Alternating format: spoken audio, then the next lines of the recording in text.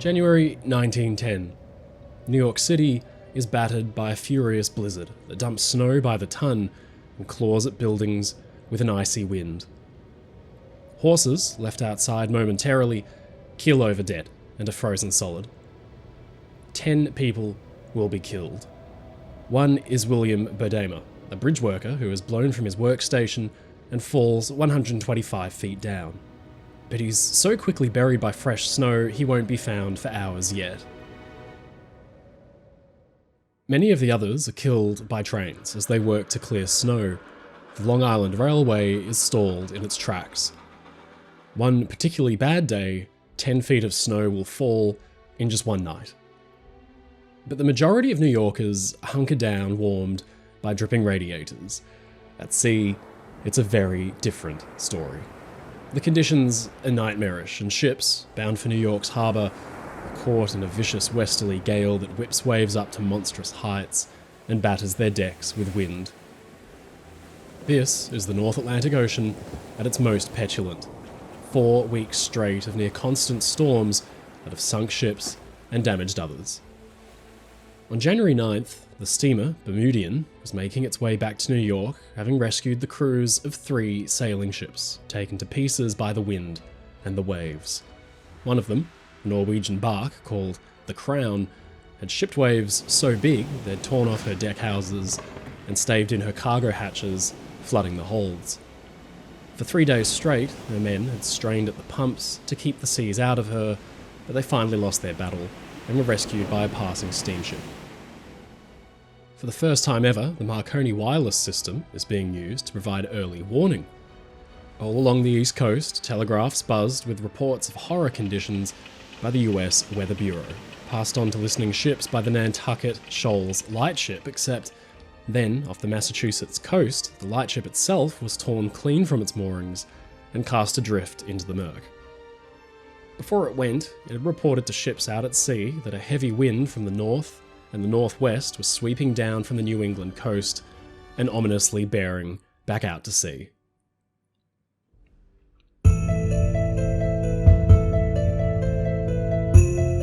Lusitania, a celebrity in the world of passenger liners, is battling her way through. She's out from Liverpool, only a day's steaming from Queenstown, Ireland, and has maintained this route since her maiden voyage back in 1907. Now, just over 2 years later, the big ship is facing the hardest fight of her career. Lusitania has been designed for speed. Every inch of the ship's hull is optimized to cut through the worst of the Atlantic's tantrums, and Lusitania manages to cut through the ocean at an impressive 14 knots. The ship rises and pitches in the massive waves as rain and wind lash her windows. Inside, passengers make use of the heated air coming in from the thermotanks on deck that act like a kind of air conditioner, and the worst of the sufferers of seasickness groan in their bunks, praying for the whole ordeal to be over.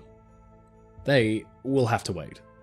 This is Lusitania's slowest crossing by far, and the storm that hugs the US East Coast has slowed her to a crawl as she battles her way through the worst of the conditions.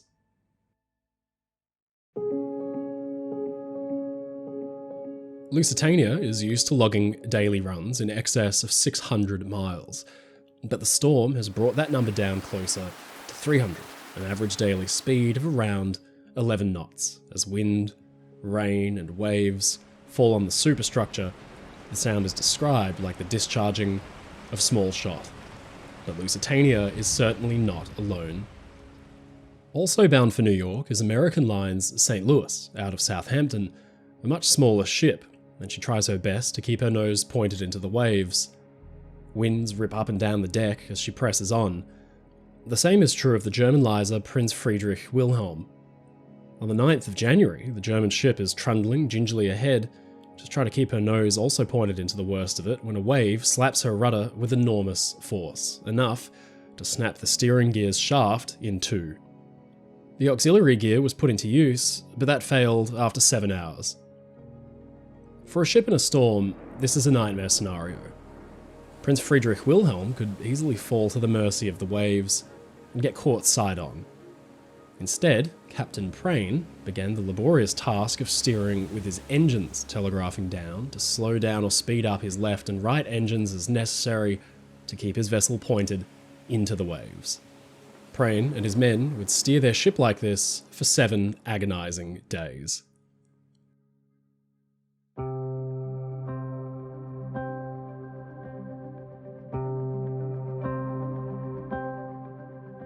But Lusitania is half as big again as the Prinz Friedrich Wilhelm, and her rudder is holding out just fine. She'd left Queenstown on Sunday morning and almost immediately ran into bad weather in the Irish Channel. Clearing the mainland, she was faced with a full southwesterly gale, and the battle had commenced right away. On the bridge is Captain William Thomas Turner, a veteran commander, and in fact this is meant to be Turner's last round crossing as Master of Lusitania, before being rotated to Mauretania, a sister ship, instead. Clearly, his last jaunt on this ship was going to be a lively one. He's been at sea a long time, since the age of about 9. Now, aged 54, he's seen the ocean at its worst, having braved its fury aboard packet sailing ships and clippers, but the storm is still nothing to be trifled with. By keeping Lusitania's speed down, her chisel-like bow can cut through the worst of the waves as they come on straight ahead. In fact, it's one of the secrets of the ship's great speed. The shape of her bow is designed squarely for cutting through instead of riding over waves. Her stem, the very tip of the bow, is nearly straight in the vertical, and the lines of the hull around it are very fine and sharp. It means there isn't much ship to float at the bow, and it gives Lusitania the worrying tendency to drop her nose into wave troughs and ship big waves over the bow. Her designers know this, and she's been designed with a rounded forward superstructure intended to split waves apart and wash the worst of them overboard, while at the very tip of the bow, a small raised section of hull can act like a kind of breakwater and split the waves up that might otherwise rip along the forecastle deck, tearing up important machinery. Around 6 PM, Turner himself had been on watch, overseeing the progress of his ship as she ploughed on ahead. But with his shift at last coming to an end and dinner waiting for him, he was ready to turn in. It doesn't matter how experienced the skipper is. A storm watch will wear thin on a commander's nerves as every wave threatens to do to his ship what they had to the Prinz Friedrich Wilhelm. He and his watch are relieved, Turner by Chief Officer Sandy McNeil, who swaps terse comments on the storm before the captain goes in to eat. In the wheelhouse are 2 quartermasters, Riddy, who swings the ship's wheel to keep her nose straight on, and Harding, who stands nearby to supervise. Third Officer Story stands with McNeil and is given an unenviable job. He has to climb up one of the 2 ladders either side of the bridge and take a compass reading from the platform on top of the wheelhouse. Known as Monkey Island, this is where the ship's main compass is kept, elevated above the steel plates on a wooden platform to avoid any magnetic interference. Probably ruining the day he signed on as a sailor to begin with, Story braces against the rolling of the ship and slides open the wide doors that lead out to the exposed bridge wings. The freezing air stings his face and his eyes, and somehow finds little gaps in his oil skins to seemingly pick icy fingers at his bones. He trudges his way up to the compass and begins to do his work.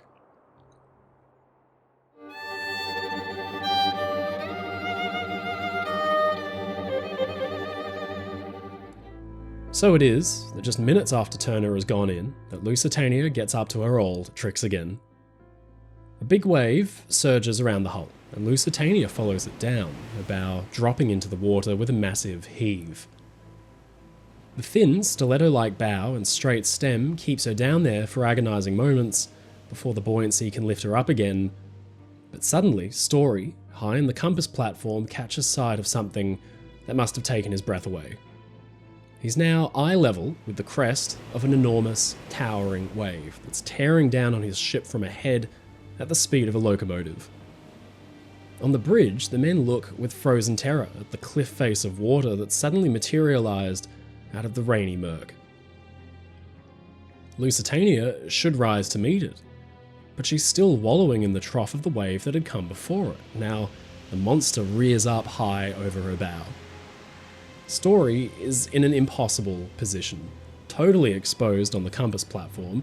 He throws himself down into it and clings on for dear life to the thin steel railings that surround him. Meanwhile, beneath him, McNeil rushes from the navigating bridge wing to fling himself into the wheelhouse, which he must know, in that moment, is made only out of thin timber planking. He's too slow. The enormous wave crashes down over Lusitania's bow, as if the ship were diving like a Navy submarine. White water swirls and surges around capstans and cargo hatches, bollards and bulkheads as it thunders down, hundreds and hundreds of tons of water burying Lusitania's nose right into the ocean. McNeil just makes it to the wheelhouse and throws the door open, but the surging water comes in after him. Like a washing machine in a high cycle, the white water throws him and the quartermasters in a heap and pummels the bridge with unimaginable force. It sweeps down along the side of the ship. Up above, Third Officer Story is alarmed to see the ship, one of the largest in the world, simply disappear beneath his feet.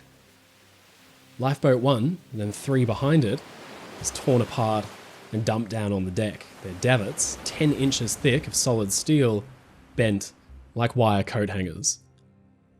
Inside the bridge, the men are whirled about as white water rushes in up to their armpits. The roar is almost indescribable, but Officer Story said it sounded like a dozen well-aimed shells loaded with water had exploded simultaneously beneath him. For agonizing seconds, Lusitania shakes and wallows there, half submerged, with the great wave thundering down its length. Officer Story, up on the compass platform, wonders if the ship is ever going to come back up.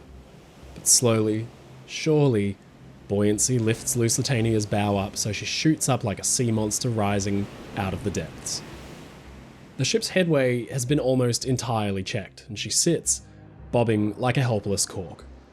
On the wrecked bridge, Officer McNeil springs, drenched and breathless, to his feet. The men inside are still up to their waists in white water that slowly begins to drain out of the open doors either side of the room. Supervising Quartermaster Harding has been thrown bodily into the after bulkhead of the room and he's badly bruised. So has Riddy, except he looks shocked to find that he's sitting down against the wall, still holding the ship's wheel. It had been torn completely free of the telemotor. The scene is shrouded in wet darkness because all of the lights had been instantly shorted out. Poking his head through the door, McNeil can see the Lusitania's bridge has been thoroughly wrecked. All of the thick plate storm windows have been carried away intact. Lying sheet white on the floor is young Tommy Hughes, a bridge boy who'd been caught completely unprepared by the wave. He'd thrown himself to the deck when the wave had hit, but the surging tide had caught him on the way through and dragged him out as it drained. He was only saved by chance because he happened to throw his hand out and it caught a metal stanchion or railing as he was being flung past and over the side. McNeil's attention must have turned to Story high above him. Surely he must have been swept overboard. Remarkably, the third officer had held on for dear life and now finds himself drenched, but safe, except now faced with the challenge of actually getting down again because one of the ladders from the bridge has been ripped away completely and the other is unseated and dangling wildly. Turner appears on the bridge to find his officers rushing to regain control of the situation. The ship's lights cut out for about 15 minutes and the wheel couldn't be reseated, so with Lusitania begin to drift beam onto the waves, the men urgently get the after emergency steering station operational so the ship's bow can be pointed into the weather once again. It had been a close shave. How nobody had died was nothing short of a miracle. The force of the water had been so severe that a shard of teak wood had been shaved off of the chart room bulkhead and sent 2 inches deep into a hardwood case on the other side of the room. After about 40 minutes or so, Turner had his ship underway again. The great wave had rushed down the passageway immediately behind the bridge, flooding the officers' mess and then crashing down a set of stairs to flood their cabins as well. But remarkably, despite the heavy impact, Lusitania had done what she was designed to do by cutting through the waves so that the impact wasn't very badly felt by passengers and crew throughout the ship. There were virtually no injuries, and many didn't even know there had been an impact at all. One man, who was supposedly on board at the time, wrote that, There was a fearful crash and the ship seemed to stop and shiver, and water poured through my ventilator down a stairway and into my cabin. I thought we must have run into an iceberg and rushed out to see what had happened. Found the long corridor packed with screaming and hysterical women. We were soon informed that there was no danger, but a huge wave had struck the ship. But I could not help thinking how impossible it would have been to have women in the boats first, for it would have taken a long time to get them to the boats. In the morning, we discovered that the wave had knocked the captain's bridge right back and all the fixtures on the foredeck had been washed away.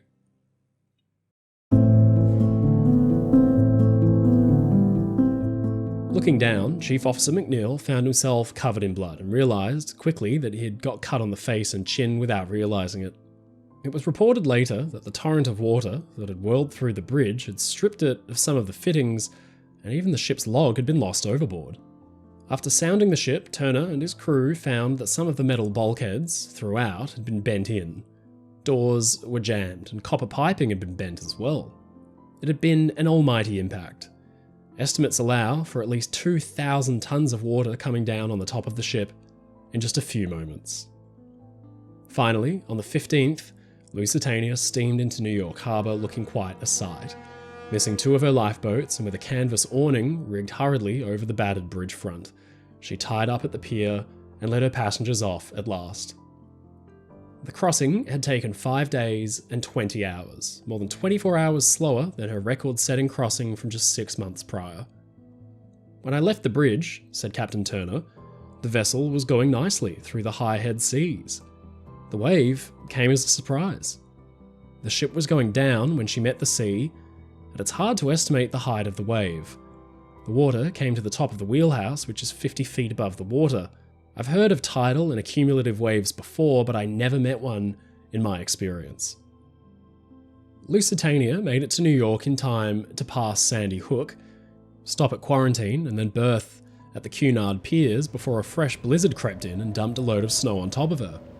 The steamer St. Louis wasn't so lucky. That liner had battled through storms almost from the start of her trip. On the Wednesday, she too had taken a big wave, which had caught passengers completely by surprise. It had swept down the deck, drenching them and washing them along the promenade, but it had also torn off a section of railing with its power. The ship had just made it to Sandy Hook when the blizzard crept in, keeping her at anchor until the worst of it swept through.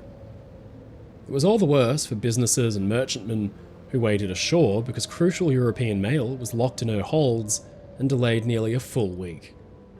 In the end, those 4 weeks of storms on the North Atlantic delayed mail so badly it created a backlog that took weeks more to sort out, as virtually every express mail steamer was taken off the run.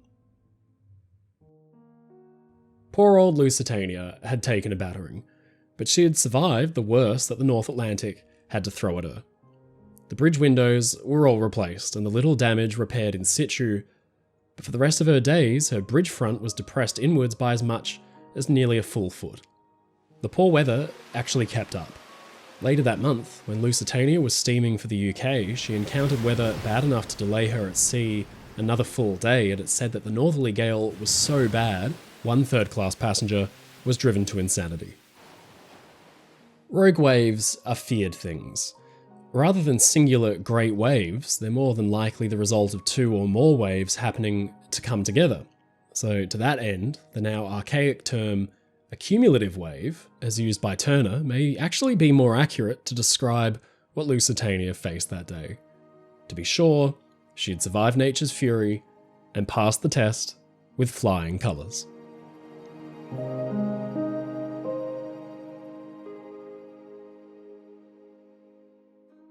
Ladies and gentlemen, it's your friend Mike Brady from Oceanliner Designs. Thank you so much for watching this video. If you enjoyed it, please leave a comment below. And don't forget to subscribe to the channel because we get new videos out weekly. If you want to support my work and get really cool perks like behind the scenes and early access, please visit my Patreon in the link in the description below, or sign up as a YouTube member. Come and join the crew. As always, stay safe, stay happy, and I'll see you again next time.